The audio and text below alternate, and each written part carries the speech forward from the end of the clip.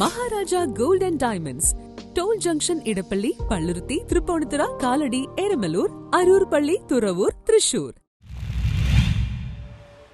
Caucus theatre പുനർനിർമ്മാണം. LDFന്റെ വികസന വിരോധത്തിനെതിരെ കോൺഗ്രസ് പ്രതിഷേധം സംഘടിപ്പിച്ചു. കോക്കസ് തിയേറ്റർ പുനർനിർമ്മിക്കാനുള്ള UDF നഗരസഭയുടെ തീരുമാനത്തിനെതിരെ തുരങ്കം വയ്ക്കുന്ന വികസന വിരോധികളായ LDFന്റെ നയത്തിനെതിരെ മണ്ഡലം കോൺഗ്രസ് കമ്മിറ്റിയുടെ പ്രസിഡന്റ് PF ജോർജിന്റെ അധ്യക്ഷതയിൽ പ്രതിഷേധ സമരം സംഘടിപ്പിച്ചു. ഓരോ ദിവസവും ഇടിഞ്ഞു വീണുകൊണ്ടിരിക്കുന്ന കോക്കസ് തിയേറ്റർ, അതിനുള്ളിലെ തെരുവുനായ കൂട്ടങ്ങൾ, മിനി ബ്രഹ്മപുര മാലിന്യ കൂമ്പാരങ്ങൾ, പ്രദേശവാസികളുടെ നിരന്തര പരാതികളെ തുടർന്ന് കൗൺസിലർ ഷൈനി മാത്യുവിന്റെ അതീവ പരിശ്രമത്തിന്റെ ഫലമായിട്ടാണ് കഴിഞ്ഞ ബഡ്ജറ്റിൽ ഇത് പാസാക്കി എടുത്തത്. ഇതിൽ തടസ്സം നിൽക്കുന്ന രീതിയിലാണ് കൊച്ചിൻ കോർപ്പറേഷനിലെ ഇടതുപക്ഷത്തിന്റെ കൗൺസിലർമാർ നീങ്ങുന്നത്. പ്രതിഷേധ സമരം അഡ്വക്കേറ്റ് സാജൻ മണ്ണാലി ഉദ്ഘാടനം ചെയ്തു.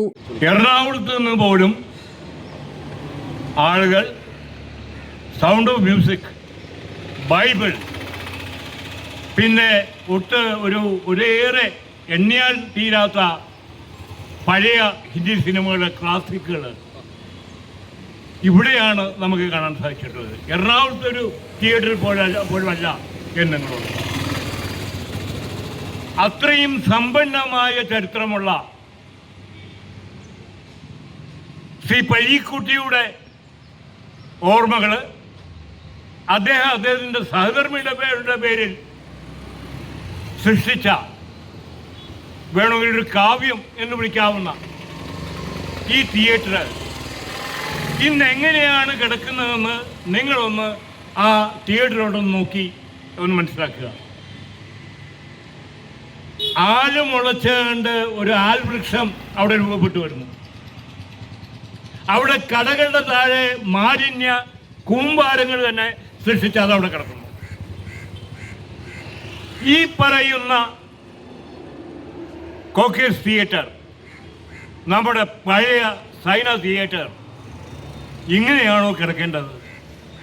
ഇങ്ങനെയാണോ നിങ്ങൾ TK പരീക്കുട്ടിയുടെ ഓർമ്മകളുടെ മുൻപിൽ നിങ്ങൾ ഒരു ജീവൻ തെളിക്കേണ്ടത്? ഇങ്ങനെയാണോ?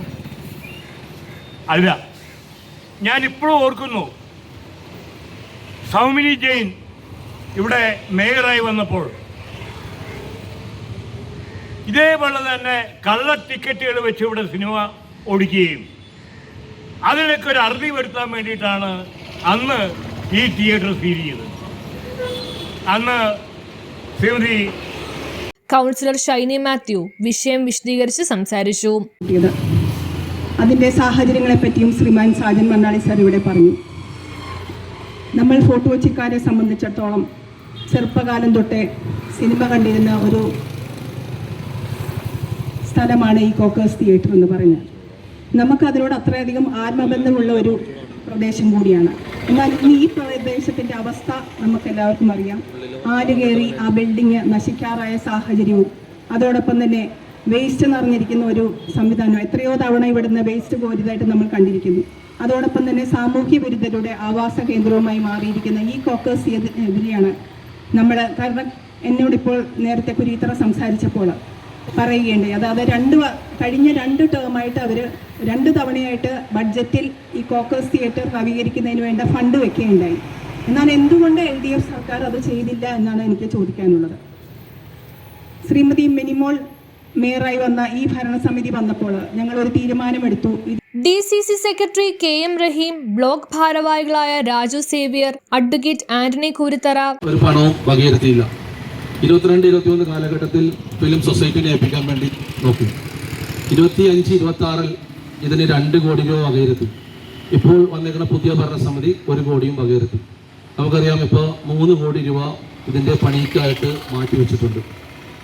അപ്പോൾ കഴിഞ്ഞ കൗൺസിലിൽ നമ്മൾ ആവശ്യപ്പെട്ടതനുസരിച്ച് ഇത് പൊളിച്ച് പണിയുന്നതിന് വേണ്ടിയുള്ള നടപടിയും, അതോടൊപ്പം തന്നെ ഇവിടെ ബഡ്ജറ്റിൽ ഇത്തരം കാര്യങ്ങൾ വകയിരുത്തിയാണ് ഇന്ന് കൗൺസിലിൽ അന്ന് വന്നത്. അതിൻ്റെ തെളിവടക്കം ഞാൻ ഇന്ന് ഇവിടെ ഉണർന്നിട്ടുണ്ട്. അത് ഇവിടുത്തെ നമ്മുടെ ഇന്നത്തെ ഡിവിഷൻ കൗൺസിലർ ശ്രീമതി ഷൈനി മാത്യുവിനെ ഏൽപ്പിക്കുകയാണ്. അല്ലെങ്കിൽ ഇത് വരുന്ന കൗൺസിലിൽ ഇത് വെച്ചുകൊണ്ട് ചൂണ്ടിക്കാണിച്ചുകൊണ്ട് ഈ പരാതി കൊടുത്തേക്കണവർക്കെതിരെ ശക്തമായി പോരാടണമെന്നാണ് ഞാൻ ഇന്ന് ആവശ്യപ്പെടുന്നത്. നമുക്കറിയാം, ഈ പരാതി കൊടുത്തിരിക്കുന്ന ആൾ പോലും അന്നത്തെ കൗൺസിൽ ഇരുന്നുകൊണ്ട് പാസ്സാക്കിയ ബഡ്ജറ്റാണത്. അപ്പൊ അന്ന് പാസ്സാക്കിയും ഇന്ന് UDFന്റെ കൗൺസിൽ വന്നതിന് ശേഷം 2 നയം സ്വീകരിക്കുന്നത് ഒരു കാരണവശാലും സമ്മതിക്കില്ല. നമുക്കറിയാം ഇവിടെ കൗൺസിലിൽ വരുമ്പോൾ ഇത് കൗൺസിൽ അബ്ദുൽ സമദ്, ജെയ്സൺ മാത്യു, TB ഷംസു, റഷീദ്, തോമസ്, സെബാസ്റ്റ്യൻ, ആന്റണി എന്നിവർ സംസാരിച്ചു. പരിപാടിയിൽ മണ്ഡലം കോൺഗ്രസ് കമ്മിറ്റിയുടെ അംഗങ്ങളും പ്രദേശവാസികളും പങ്കെടുത്തു. News bureau, Kochi.